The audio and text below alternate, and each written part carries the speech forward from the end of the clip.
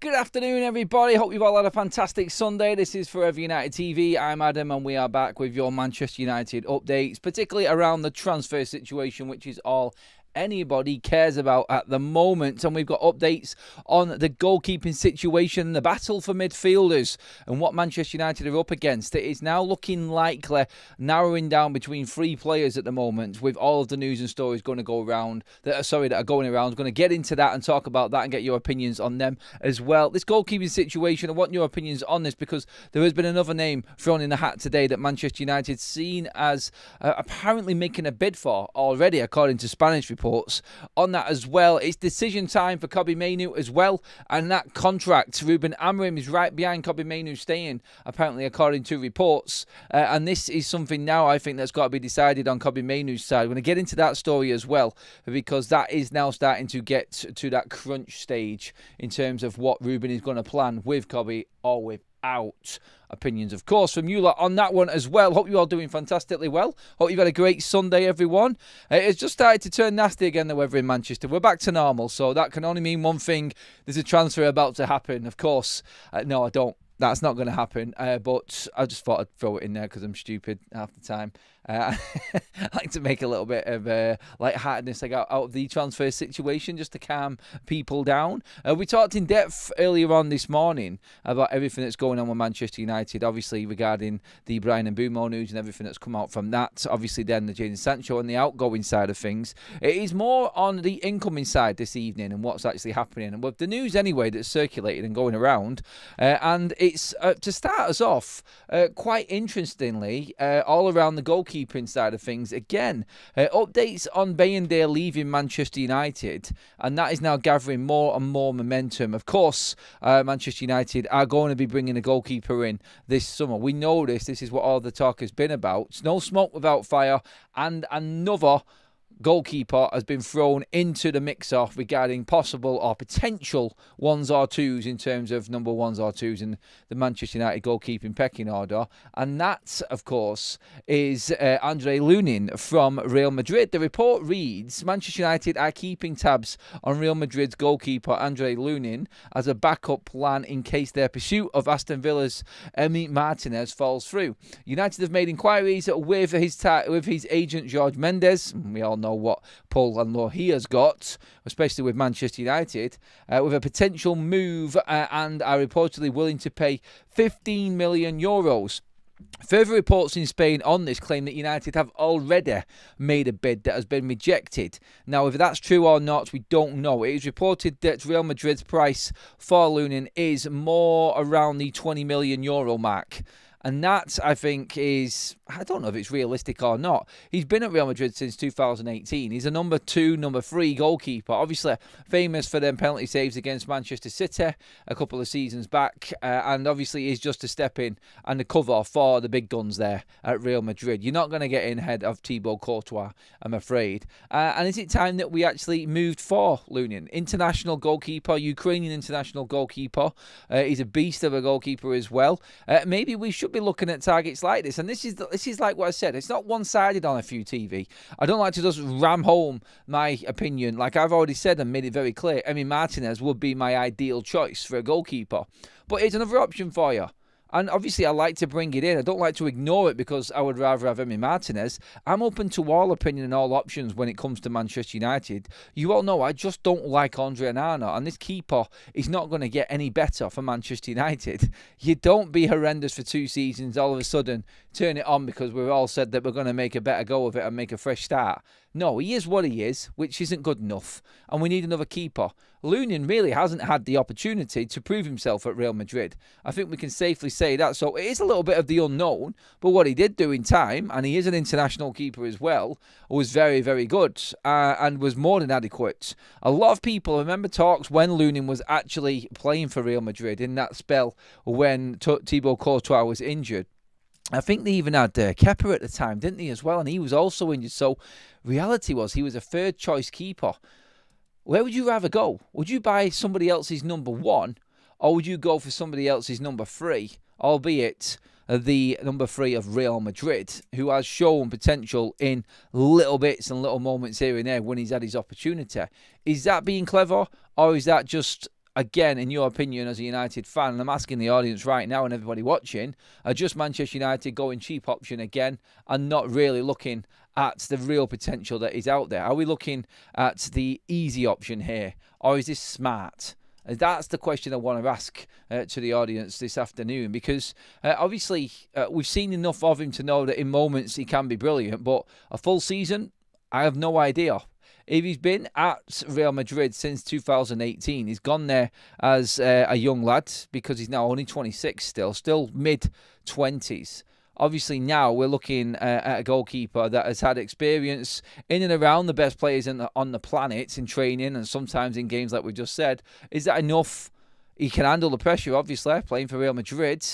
Is that the right type of move for United? Is it a smart signing instead of going for the more expensive option, which is Emi Martinez? A lot of people have brought it up, Emi Martinez's age. I don't think that's an issue. But again, this is another option down the line here, 26. Is he the right type of goalkeeper? I'm going to come into the comment section on this one and see what you're all thinking in terms of this. Is it actually the right type of goalkeeper Manchester United should be going for? Look, I get the fors and I get the against on this one. I do, because we haven't seen enough. I think that's the key in this one for the outside of things, and it not being the right move for Manchester United. It's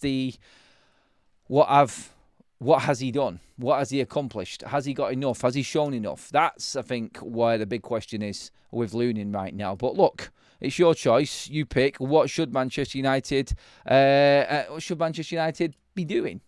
Let me know in the comments section. Let's open this up and see what you've all got to say. 20 million is peanuts. He's played well when he played. He's definitely a quality goalkeeper to challenge and not cost too much. Would he also, I forgot to ask this, good point there, Daniel. Thank you for that comment. Would he also be coming in as a number 2? Are United here going to buy a number 2 and not looking for a number 1? Is that where we're going? Does this signing convince you that Andre Onana is staying? I think it does.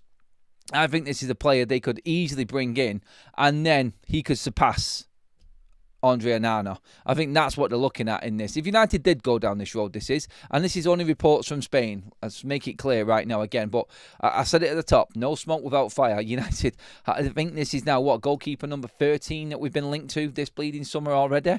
I look at this and I say there is something else definitely going on here behind the scenes with Manchester United. There has to be another plan in the offing somewhere, and it's got to be, for me, I feel, a different option so Manchester United could probably utilise what money we have got elsewhere. There has to be another option for Manchester United.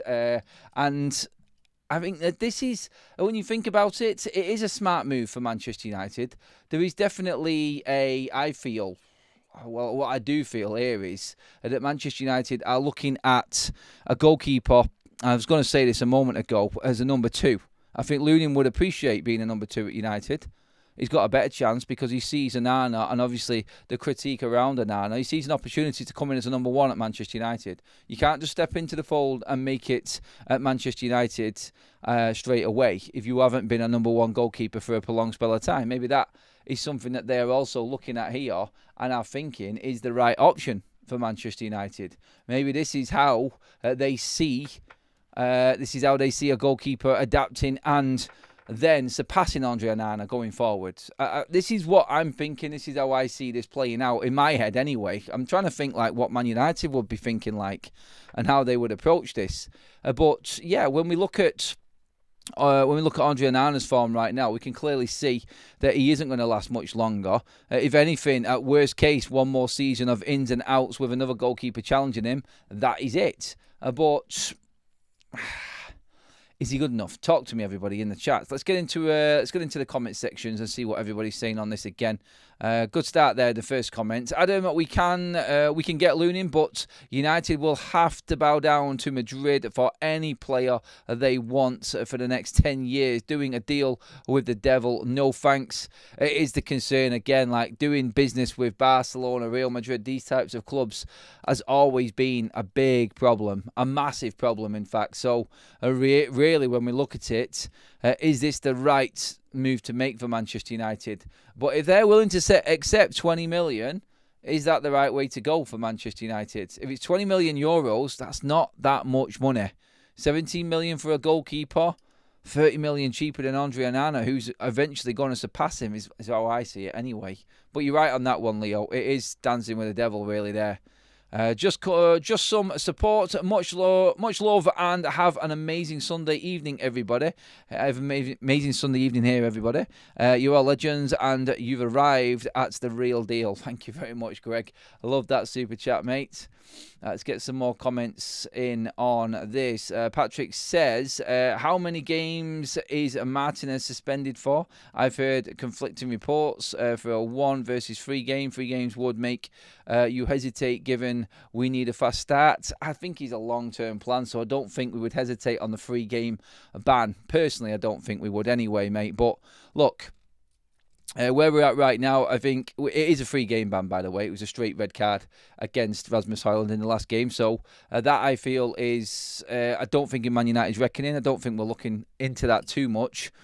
And again, if we don't sell Andre Onana, then he's going to be number 1 anyway into that game for the start of the season. Lunin, I think he's shown qualities where you could actually see this man making it to number 1. And you've got him for years. If he's the right keeper and turns out to be the keeper that we all hope and think he could be, potentially, because nobody's seen him play consistently enough, then you could get a steal here. This could be an absolute bargain. And everybody could be talking about how well Manchester United have done in the transfer window instead of looking at cheaper options again. By the way, Manchester United have made a signing this afternoon as well. More on that in a moment. Another young player has joined the ranks at Manchester United, so we'll get into that as well in this show. Plenty to talk about. We're starting with the goalkeeping situation here again, and it's not Emi Martinez this time, everyone. Emi Martinez is seen as the preferred option, according to these reports, but Andre Lunin is now seen as a realistic chance for Manchester United because of the difficulty in bringing Emi Martinez in. Lunin is a number 2, seen as a replacement in the future, I feel, for Onana, whereas Emi Martinez has to come in and start, and then they have to deal with Andre Onana, and that's another bit of work for United to do that they probably don't want to do. And I think that's where we're at right now with the situation with him. So, again, it's just, I think, United positioning themselves to deal with what they need to. Lunin's going nowhere right now, so they know they've got time with him. Nobody's coming in and paying for Martinez right now. They are literally trying to get the other deals done in the outfield to try and get everything in place ready to go for a keeper. I think we're hearing about the goalkeeper because it's an obvious one right now for United. And it's always been talked about with Andre Onana. Romano has continuously talked about it for Andre Onana, hasn't he? So that's what I think we're dealing with right now. It's just the hot topic, that's all. And that's it, I feel.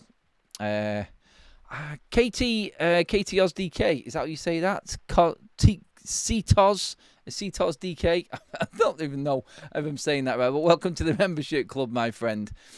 We are, by the way, 1 subscriber away from 86,000 subscribers. We're going to actually hit that today. I thought that might be in the week when we hit that, but I think we might actually, with 1 more to go on the show now, we might actually hit it while we're live, which is always mega.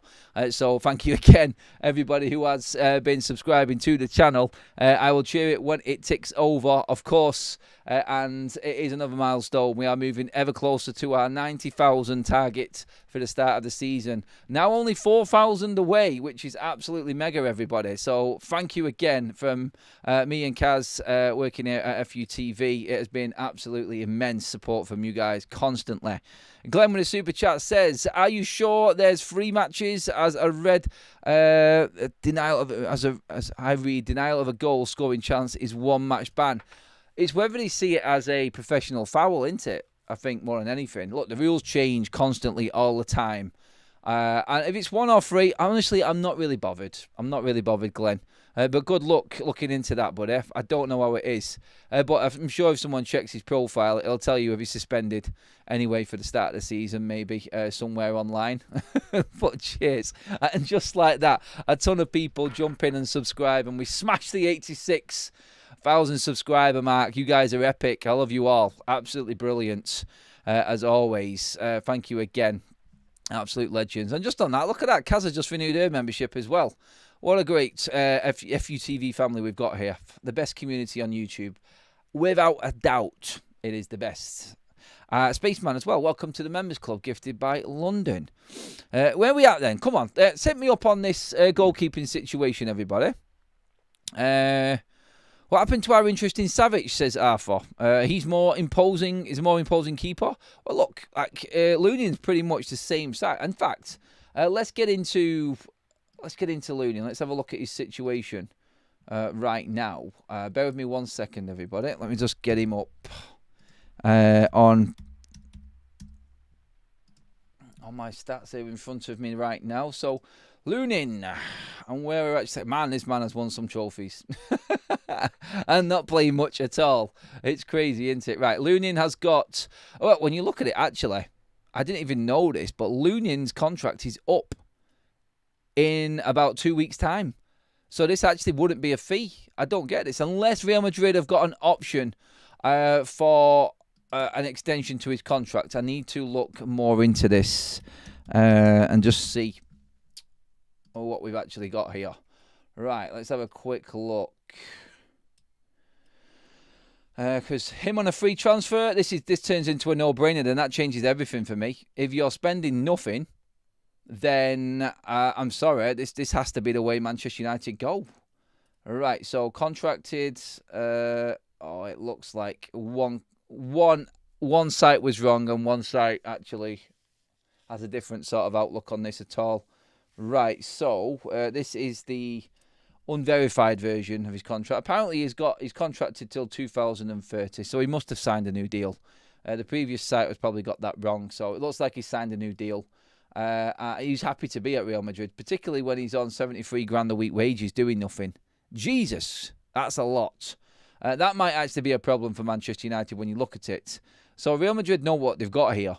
They know what they've got. They've got a 26-year-old goalkeeper on a 6-year contract. Andrei Lunin, 6-year contract from what I can see. He's on no bonuses. So basically he's on about 3.7 million a year right now. United would have to probably match that at least. Maybe, I mean, if he's going to come in as a number 2 goalkeeper, you don't really want to be paying him that much. He's going to be brought in as a number 1, surely then, isn't he? If you're going to be matching these wages. Real Madrid would be open to that 20 million is the report, 20 million euros. It's whether or not we go down that road. The wages might actually be a problem on this. Just looking into that could actually has surprised me a little bit because I didn't think it was that big on Andrei Lunin in terms of his contract and what he's actually on right now. So, interesting.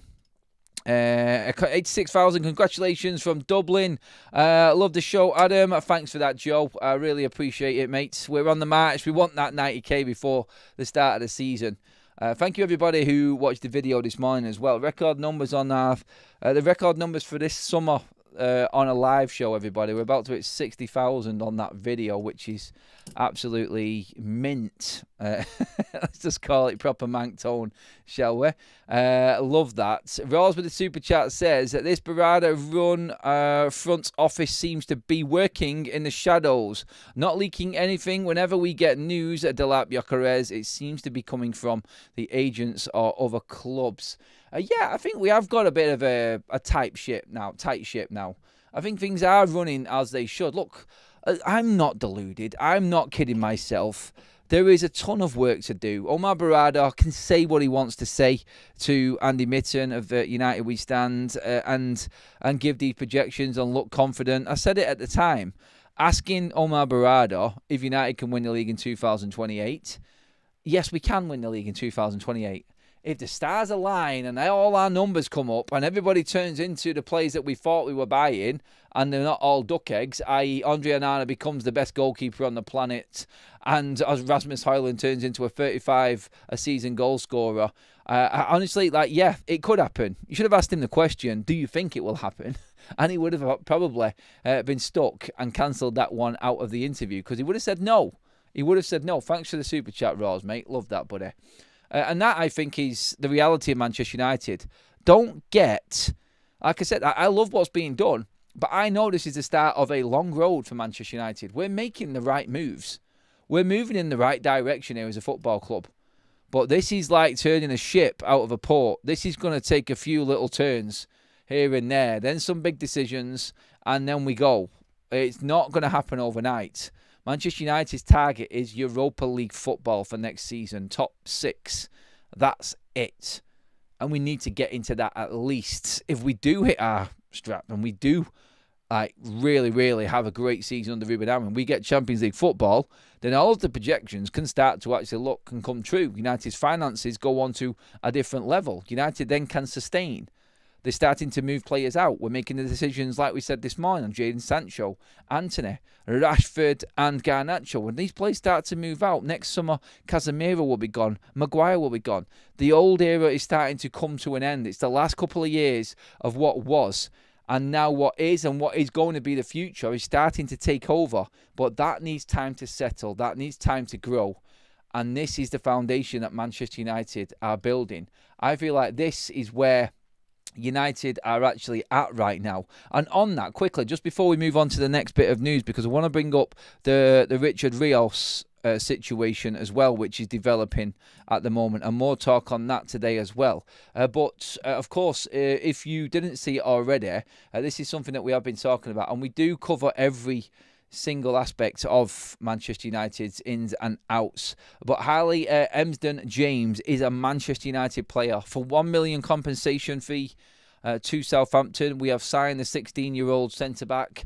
Another one in at Manchester United for a cheap fee. Again, United doing work behind the scenes and foundations. I'm going to leave that one there because I know a lot of people right now are not really bothered about the future. They want to know what's happening now with the obvious, which is dragging this club down. And I know that's more important, but I just wanted to, obviously, as a side act and a subplot and whatever you want to call it, like, there is work going on at youth level at Manchester United and trying to build the foundation of this football club. It's not going to do anything this season. It's probably not going to do anything next season, but they are trying to change. And that's what you do have to just remember. It's there and things are actually happening at the club. And that's where it belongs. The future. 2 or 3 years down the line, let's see what these players do. And then we'll judge these signings and look back on this window and go, actually, I can see what they were doing back there then. I was bitching and moaning about Man United not doing anything when really they were looking at a long-term plan. They weren't looking for shirt-selling players that are just going to come into the megastore and be a massive commercial hit for the football club financially. They were actually looking at the football side of things. And you know what? I might have been wrong jumping the gun and bitching and moaning about nothing actually happening in the transfer window for Manchester United. And these players might actually be the ones that come through and be the ones ready to come in and fill the gaps of some of the players that are here at the club now, that aren't probably good enough to take us to that next level. You've got to remember this sort of work does pay off. One club will develop. A big superstar comes from somewhere. It's about time Manchester United actually found that superstar early and got him in the doors at Manchester United. Is there ever a better time to come into Manchester United as a young player with zero expectations on your shoulders, as in we cannot get any worse? The only way is up right now for United. If we finish any worse, man, we're into the Championship. And then I do give up. I do give up on this regime. Stephen says, do you know, Adam, it's refreshing to come here and listen to your channel rather than the extremely toxic other channel. I think you know who. I think you know who. Keep up the great work, Stephen. I do. Thank you, mate. Love that. FUTV, honest agenda, free, positive, and best community on YouTube. Thank you, Adam. Yeah, Adam is not honest. We when we share food, he says it's 50-50. It's not. She's probably right, Kaz, on that one, mate, to be honest, Arthur. But in football, I'm honest. I'll say it as it is. Food, don't even try, mate. I'll be honest with that one. She's right. There you go. I'm honest. At least I'm admitting that Kaz is right. So there you go. This could go into a completely different conversation. Let's move on swiftly, please, everybody. United want sales to start with new PSI year, not waste the PSR on this season. No time to get the incoming before July 1st. We are moving fast to position ourselves well in that window, I think, Gray. It's a good point, again. And one that can't be forgotten, that transfer window, we said it this morning, opens, obviously, next week, in fact. Not this week, next week. So, yeah, exciting times ahead. How crap is the Club World Cup, by the way? Like, seriously, like, oh my God. Like, I fear for anyone who is covering that at the moment. What's a waste of time. That might actually get all right when you get to the knockout stages, but Jesus, like, it has been the absolute disaster class. And I just think these players have been cooked. Absolutely cooked.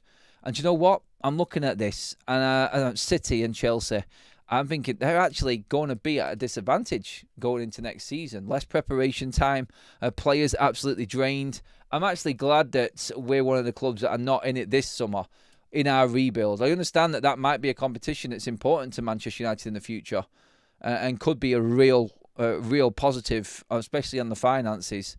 So this is the start of things changing for Manchester United. So we may be getting into that sort of area of the elite football high table, as you call it, again, where we once was. Manchester United need a midfield for that, though. And the midfield department is something we have been talking about in, I don't know, not in indefinite in this window. It's been a difficult one because we know we've been chasing a striker. Manchester United striker hunt, as it is at the moment, let's wait till tomorrow because there's nothing else. I don't even want to talk about the Kobbie Mainoo situation that has been talked about in some quarters today. Obviously, he had a good end of the season from PSG on loan at Juventus, scoring 10 and 2 assists in 20 games. So, again, not for me. No, if you're going to spend money, I'm not spending it on Kobbie Mainoo. He hasn't impressed me enough in this situation that we're in right now.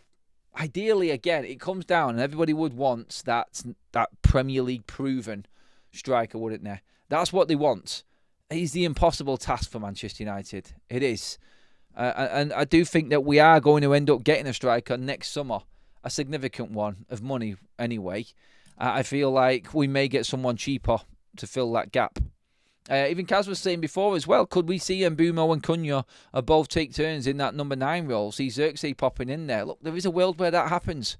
If United don't get their targets or don't get anybody in, they might be thinking right now, United, look, do we want to buy a striker for the sake of needing a striker? If he's not good enough.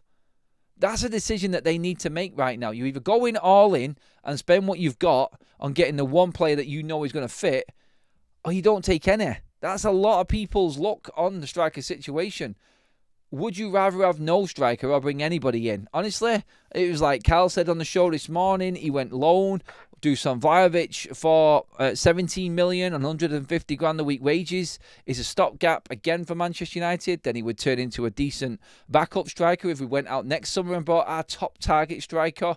There's a world of different options for United up front, but nothing significant to date to talk about. We covered Vlahovic this morning. He's the only name really circulating at the moment. It's gone cold everywhere else for United in the striker side of things. But the midfield has hotted up. And Richard Rios, again, being talked about by Alfredo Padula. Obviously, we talked about him the other day as the dream signing for Manchester United. Always very wary of a South American midfielder at the age of 25 still playing in South America. Need to make that clear. Palmeiras aren't short of you, Bob. They're a well-run football club over there in South America. But why is Richard Rios still at Palmeiras? Why has he not been picked up before? I know there was talk last summer. I know there's continuous talk this summer. But he's 25. Don't get me wrong.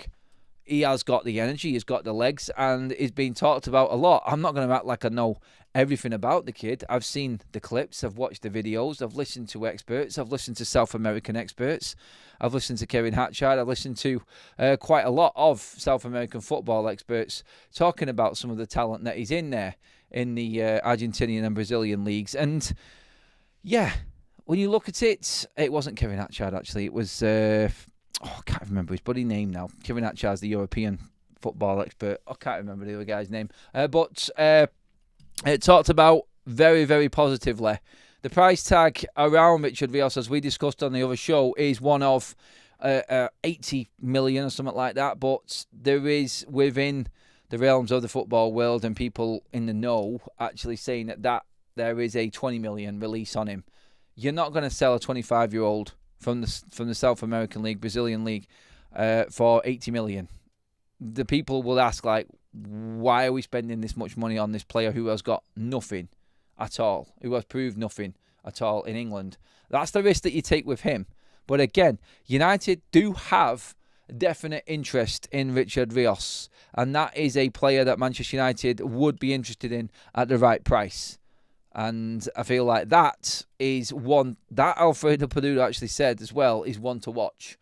So let's just see how that one develops through it. We've talked about, obviously, João Palhinha being an option for Manchester United. Christian Folk has had his say. There's been a couple of other sources now. Build have had their say. There's a lot of talk on Palhinha now. This one is real, by the way.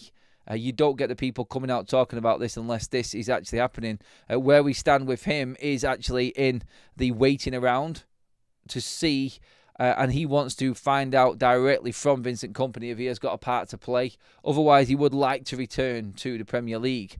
With Fulham and Manchester United both interested, United would be open to a loan for João Palhinha, but it's reported if Kompany does give him the negative news, as in, no, you're not featuring, he is going to look for a permanent move away. There's no sign of Vincent Kompany ever moving away from Bayern Munich at the moment. He's in a good spell. Can João Palhinha take a risk on being loaned out and then coming back to the same situation again the next season? He's 29 and he wants his future secure and he wants to know where he stands. And I can see it from the player's side of things, why he would want that confirmation. He would want that guarantee. And that is, I think that's the same for every player. But Palhinha in conversation with Bayern, and it is expected that he will be told he is on his way and he needs to find another club this summer. United more than interested, and Ruben Amorim apparently, and this is apparently again, would be very, very keen on that profile of player coming in. We've said this before. Tim Vickery, thank you, Graham. That was the one. Tim Vickery, very, very well good. Speaks a lot on TalkSport as well. Listen to him any day of the week. Very, very knowledgeable man on South American football. I've heard him talk about him several times. Could be the situation right now. Could be what happens. Palhinha, Richard Rios, you're looking at, obviously, Luis Diaz as well. Conversations between Manchester United and Juventus are going on regarding Sancho, regarding Antony, regarding Vlahovic, regarding the Douglas Luiz situation as well. So that, again, could develop for Manchester United. So you've got three midfielders there, or you've got the obvious. And the obvious is somebody that we haven't really talked about that much over the last couple of weeks, few weeks, in fact, since the window's been open. And that's Kobbie Mainoo. We already have a midfielder there, but he's an attacking midfielder. And everybody who's watched Manchester United with Kobbie Mainoo, when he's played deeper, hasn't really had the attributes, I don't feel. You tell me. This is our show, not just my voice. You tell me, does he have the attributes to play a number 8? I don't see it. Now, the situation with this is Ruben Amorim is right behind Kobbie Mainoo staying, and he wants him to stay at Manchester United. United want him to stay. There is nothing coming from the football side of things from United that is telling Kobbie Mainoo, you're out. He is a big part of Manchester United's future. Let's make that very, very clear. We're not driving any narratives or agendas here to get Kobbie out of Manchester United. I have always feared for his position in the side because he doesn't start this season. And if you're buying João Palhinha or Douglas Luiz, both of them in an 8, I'm making that specific there because it's important on the position that we talk about here. If they're coming in as an 8, Kobbie doesn't start. He doesn't start now. I think it's Agati and Bruno or Casemiro's ahead of him in the 8.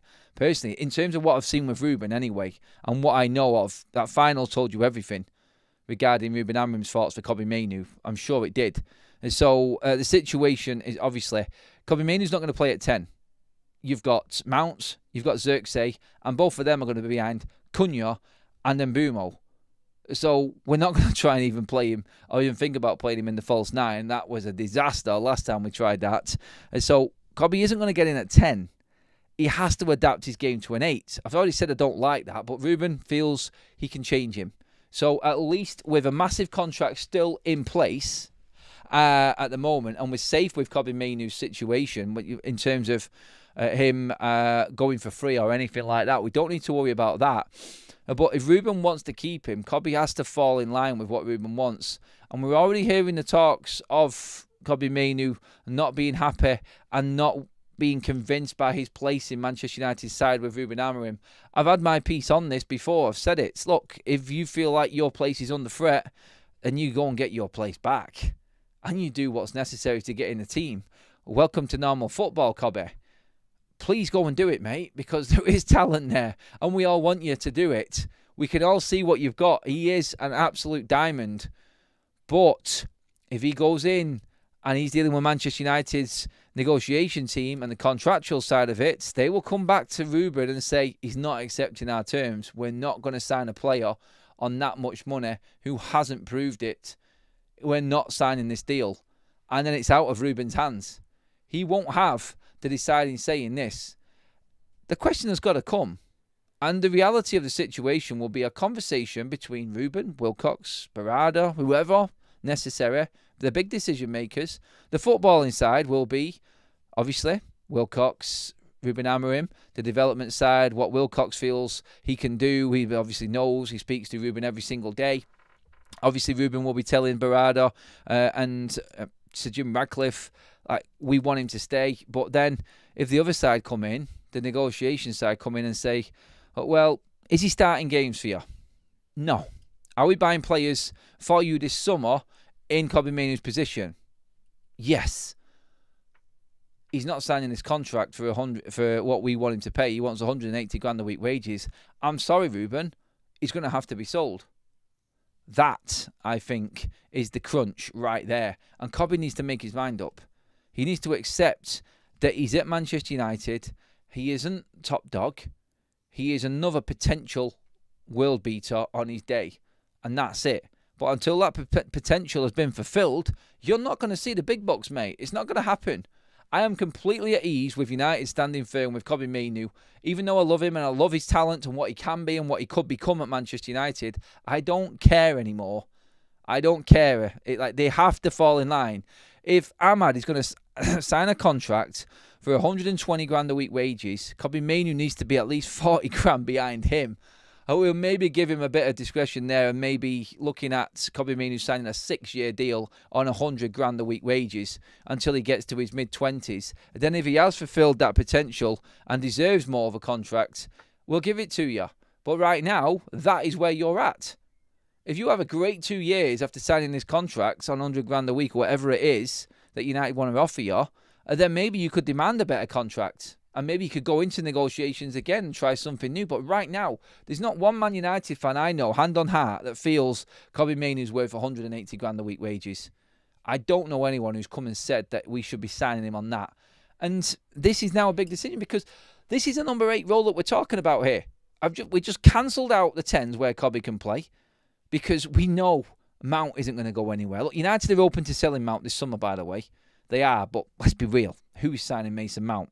Off the back of what? 3 months being fit? It's great news for us. And probably the longest spell we've had of him. But that isn't a £40 million signing right there, which is, I think, what Man United want for him. So, yeah, that's not going to happen. Xerxes isn't going anywhere. You're bringing in 2 10s. Out of desperation, Bruno would be the one to push forward. You've got Ahmad to even come in and cover at the 10 as well. Kobbie's not that player. I don't think he's going to sit on the bench and wait for a number 10 spot to come open because he's going to be waiting forever and a day. Midfield. This is what I'm talking about. You've got the love and the want, which is Kobbie signing, United Academy player, becoming a great player at United, costing us nothing, and earning his way to the top. That's what we want. The real life situation is his agent's in his ear, and he's telling him he's worth 180 grand a week because he's had a few England appearances and he's now an established Manchester United player, full-on international. Well, the truth is, this season you've hardly featured at all for England because your form has fallen off a cliff.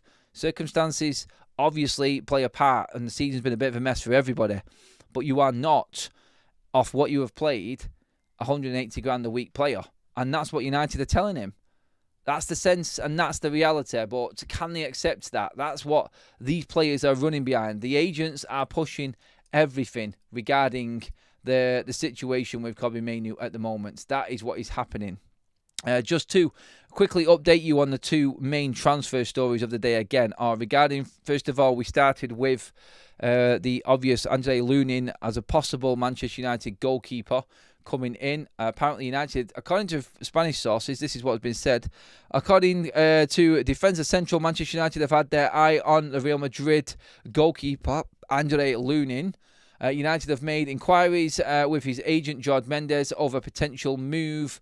They're reportedly willing to pay 15 million. That was that story. And then Richard Rios as well. Manchester United is showing serious interest in Palmeiras midfielder Richard Rios. This is one to watch very closely. That from Alfredo Padula as well, doing the rounds today. We also went in on Paulinho and Douglas Luiz, possibly. But the main story that has really popped up today is that Manchester United feel confident that Kobbie Mainoo will sign a new contract. If they feel confident, then that means what we have just talked about there from the reality and what his agent is pushing and what we want to happen. If it's going United's way, it's going more towards the want to happen. Kobbie signs a deal and falls in line with the rest of the Man United squad under Ruben Amorim next season, which I think is great news. It's great to have squad depth, and Kobbie's squad depth, he isn't a starter right now. So maybe that's an acceptance and a bit of a reality check for Kobbie Mainoo right now. He's had the highs, and he's had the highs very, very quickly. And now you're going to have to deal with the lows and come down a little bit. And I think this is now where we're at with him. How he goes on from here, I think everybody's watching, because this could be the next generational talent. This could be that young player that Manchester United develop. Andy, by the way, thank you for them 5 gifted memberships, my man. Absolutely love that, buddy. Spreading the love again in the community section here on Forever United TV. Let's get some comments in on this one as well. We have a poll that's been running as well. Are United actually looking for an Onana replacement? As in, are we going for a number 1? Or are we really looking for a number 2? Or is the number 2 even one that comes forward and takes Onana's spot? Why are we not bullish enough to come out and say we want to get another goalkeeper? It's all right. We know that he is probably one of the worst players in our squad. 72% of you with nearly 2,000 votes think that United are looking to actually replace Andre Onana, which is quite a substantial amount in the poll, to be honest there. And let's see how that goes. We'll run that out for a little bit longer as well, but I think that's only going to go one way. The link for the shirts, obviously, yes, everyone is always asking about my purple shirt, where I got it from. The link for where I got it from is in the live chat, everybody, along with some other fantastic tops from every single club around Europe. Go check it out. Find yourself an absolute bargain is there. Top quality as well. I will do a review when I've wore a few of these shirts as well, just so I can give you the heads up and the go-ahead for this. But most of you have bought them now. A lot of you have bought them. Get involved, everyone. And definitely check out the retros on the site as well. Mint. And if you are from overseas, mint in Mancunian, again, definitely is good. Go for it, is what we're saying. Kobbie needs a massive improved engine to get about to the park, and no ifs or buts. Can he become that midfielder? Do you think he's got it in him? Can that be trained into him? That's definitely something that I'm not too sure about. I'm really not too sure about. Possible cheap striker could be Ramos on loan, maybe, says Cornish Mate. Andy says that we can't get past the lack of pace Kobbie has, but I wouldn't sell him unless he decides he's worth 180 grand a week, and that keeps coming out, whether it's wrong or whether it's right or wrong. I know, it does. I feel like we are in the right. We're in the right position with Kobbie. I think we're treating this the right way. I really do. Adam, Onana is Groot of the Marvel Empire. Be careful of Avengers. Just can't replace him. Leo, welcome to the members club as well. Don't forget to share, says Nigel. No, please do that. Let's get more people involved. Great show again, Adam. You may nick all of the food, but you do a mean video. Always good to listen to. Babs feeding off Kaz there. You're just gonna fill her there and just give her more fuel to go at me later. But cheers, Babs. Love it. Billy says, I know, Adam, I know you said earlier Como are willing to pay 40 million for Anthony, but what if he doesn't want to go there? Look, Anthony wants to put preference on Betis. The point I was making in that video is you have actually got clubs out there that want to pay the money for him that we need. That was the important message from it. He may not want to go there, but if they can afford him Atletico Madrid can afford him. And in the same show, actually, I did go on to say that on July 1st, you will then get interested parties like Juventus, like Atletico Madrid, like Villarreal coming in because it's the new financial year. And so that's what I was getting at. Like Como are looking now with just over a week till this part of the window opens. If they can afford him, others can. And at the moment, Betis are just trying to get ahead of everybody by working out this miracle loan or sharing transfer that they want to try and put ahead. That's why we're only hearing about Betis, but this is going to open up as soon as July 1st hits regarding Antony, because everybody knows their budgets and what they can actually spend. So I feel like that's what it was more getting at, mate. But yes, don't forget, everybody, we did just earlier on confirm the news today that Manchester United have signed Harley Emsden-James from Southampton with a compensation fee of £1 million for the Southampton centre-back, something that United have been big on. Manchester United are set to sign Harley Emsden-James. Let's go is the news. Manchester United have completed the signing of the young, talented Harley Emsden-James from Southampton for a compensation fee worth £1 million, as called and informed by Sully. Our man Sully, the man in the know. The 16-year-old will join Manchester United's under-18s team. Harley Emsden-James is seen as the best centre-back. Is seen one of the best centre-backs for his age, a top talent. Premier League ratification process expected to go smoothly. Won't be an issue. Will be completed soon. Manchester United won the race to sign him with important clubs like Aston Villa, Arsenal and Chelsea interested too. And that, again, give Sully credit for that one, because he did break that news first on Emsden-James. Excuse me. That's me. That, I think, is important again, because it wasn't so long ago we were talking about Manchester United beating the likes of Arsenal, Chelsea, Chelsea and Newcastle to aid in heaven and making that deal happen. I think this is where we're actually at right now at Manchester United with the younger recruitment. We've got that nailed down. We need to now start seeing some first team signings, and I think that would actually definitely settle the nerves around this Man United fan base at the moment, because it is a bundle of nerves. It really is. And one wrong move would trigger absolutely everybody into meltdown mode, I think. Anyway, by the way, everybody, we've had over 100 subscribers join in since the show started, I think, near enough. Actually, not that much, actually, but if you did want to make it 100, then please hit the subscribe button as well to keep up to date with all of the news. We have just passed 86,000 on the show today, which is epic. Thank you, everyone. We did set our targets at 90k before the start of the season. We are motoring towards that, which is absolutely brilliant. And then it's the silver play button. And we might actually be able to make this within 2 years of doing this channel on my own, running FUTV, which would be an absolute dream. So again, I will never forget the support for the channel. It's been absolutely epic from everyone. So yeah, really appreciate it and taking to the channel. I love the fact that you are all here all of the time on the live shows. It has been brilliant to see so many faces and familiar faces constantly coming back. We have a solid community now on Forever United TV, and I love it. And again, thank you to the actual people that have jumped on board and helped this channel out, the sponsors like, obviously, Match Bingo, who have been running, bless them, trying to cheer up the Club World Cup situation as well. And again, they are running it for the Club World Cup, and it is actually dead easy to play Match Bingo as well. Download the app using the QR code on the screen or the link in the description, everybody. It is really easy. Once you download that, if you deposit £5 into your account as a new customer, you will be given double that. £10 will go in automatically as a gift as a new customer from Match Bingo. And of course, the game is really easy. It's £2 a card. If you buy 4 cards now, you will get an extra card on top of that as well. Really easy to play. You pick the game, you pick the amount of cards, you get given your cards. It's like playing bingo, but with match events. Get 5 in a row, 25 quid. 25 quid for a second line in a row as well. And then if you get all of the match events, you could be upwards of £200 in your bank account.